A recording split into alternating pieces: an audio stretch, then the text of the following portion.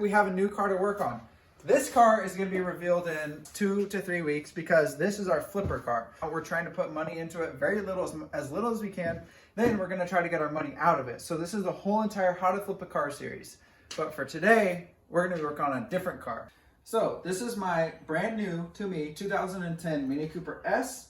I've never had a Mini Cooper before, and I've never had a BMW, but put those two together, and I honestly love it. I've put 600 miles on it so far, and I'm not lying, it is a Mini Cooper S. It has 2 moonroofs, and it's a 6-speed manual. Most of you guys probably think that I would never buy a 6-speed manual because I mainly had 5 speeds. It's been great for me so far because I wanted a Purple Ranger, I wanted a single cab, I wanted a manual, and I wanted extremely high miles. 4 of those things I could not find, and so now this is my current work truck. There are 2 problems with it. First of all, it has a bad thermostat. We already pulled that out, switched it out super fast because I needed it for work. I couldn't daily drive there's not really much about it that's special, but it has 2 clamshell back doors that work as my truck.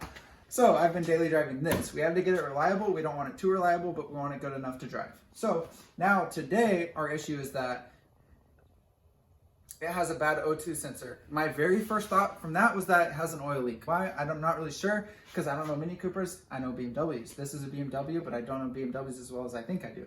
So the oil, in my opinion, probably gets onto the O2 sensor. So I said, screw it. You know what?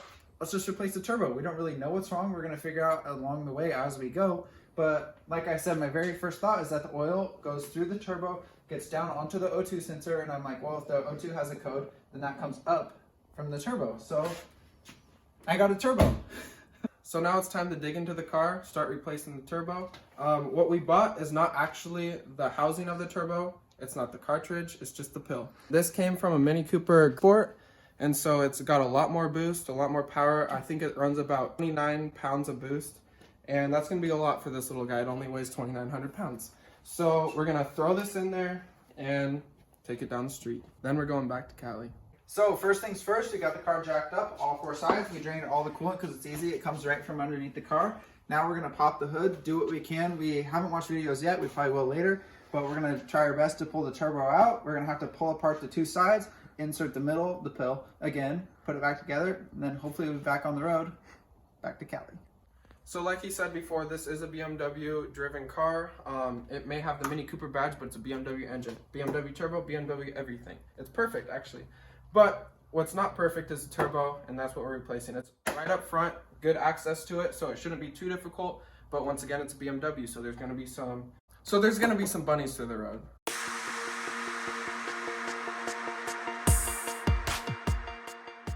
So we got the heat shield off. Now we're gonna move on to the headers and disconnect the downpipe. Then we'll have better access to the turbo, and hopefully we can just yank it right out. So it took a while, but we finally got the downpipe out. Next step from here is just gonna be to get the turbo disconnected from the oil and coolant lines. I'm not sure which is which yet, but we'll find out.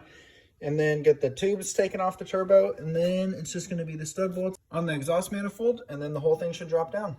Also, the reason that we're taking the whole entire exhaust manifold off instead of just the turbo is because it looks like it would be super easy and it would just pop out, but the bolts connect to the exhaust manifold and the nuts are all the way on the back side and you just can't reach them all.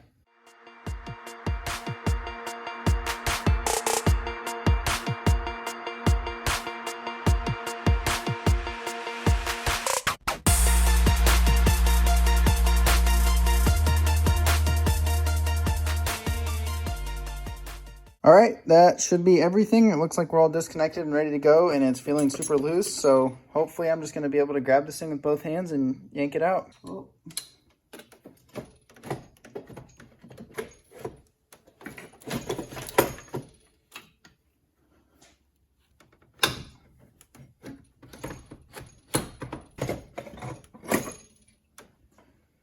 At this point, it doesn't want to come out. It seems like all the metal is super tight and it doesn't want to flex at all. Main issue is the oil feed line, but there's only one way I know how to fix this, and that's with heat. Heat, can't find the torch.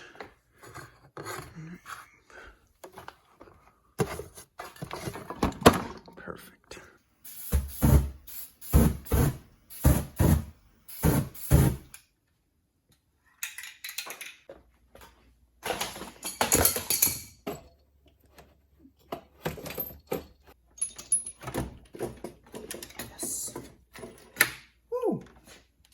Okay, so here we go. Exhaust manifold is completely off. Obviously the turbo came with it.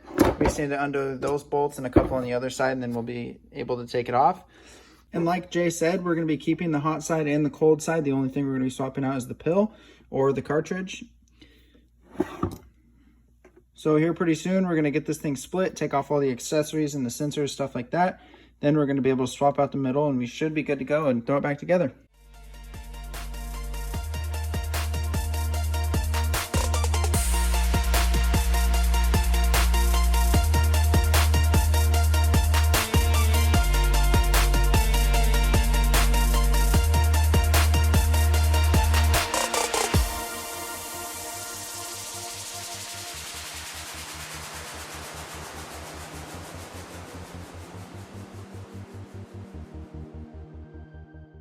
Now the turbo is completely done. I went ahead and just threw it all back together, put the exhaust manifold on. And then since I had some time, I went ahead and took a Dremel and just tried to grind out the little tiny carbon buildups that were all in each of the ports.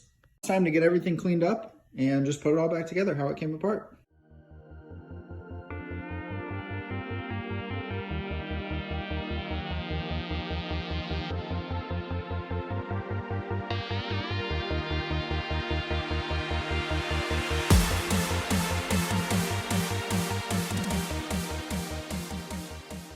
All right, finally this thing is put back together. All the routing to the turbo is done. The exhaust is done. That's pretty much all I needed to do. I went ahead and left off the exhaust heat shields for the exhaust just for now in case if there's an issue and I have to pull it apart again.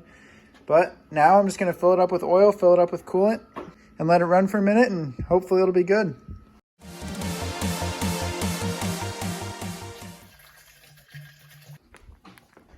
All right, just grabbed the keys, moment of truth. Hopefully this thing's going to run. Also, hopefully not, because this thing was honestly awesome to work on. And as soon as I'm done with it, it's going for sale because I have too many cars right now. And I actually am buying another car that's going to replace this one, the bike, the other bike, and the other. It's going to be a big project. I really can't wait for it. But like I said, this thing's done if it starts. And then we can move on. All right. Whew. This is awesome. Uh-oh. Well, okay, so we're in luck. It actually didn't start. Okay, so I'm not sure what happened. I think it's the battery. I'll check it again and we'll try to fire it up.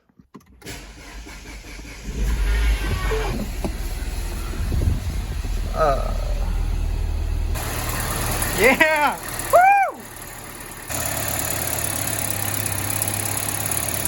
So at this point, it's smoking a bunch. I'm not sure why, but I'm gonna keep my head up. I honestly don't think that this is a bad thing. Like I said, I want to keep this car. Looks like now I'll probably be keeping it.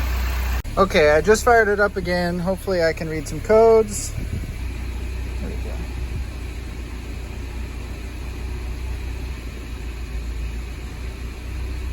So I'm getting a code for the thermostat, and I'm not sure why, because I actually just replaced that. So my only guess is maybe it's a wire that's frayed that I didn't see. I really don't know, which sucks because it's deep down in the engine. But I'm upset that I couldn't drive for the video, but it's not that big of a deal. I'm going to have to go ahead and troubleshoot the thermostat or just drive it how it is. Maybe it needs the German tune-up.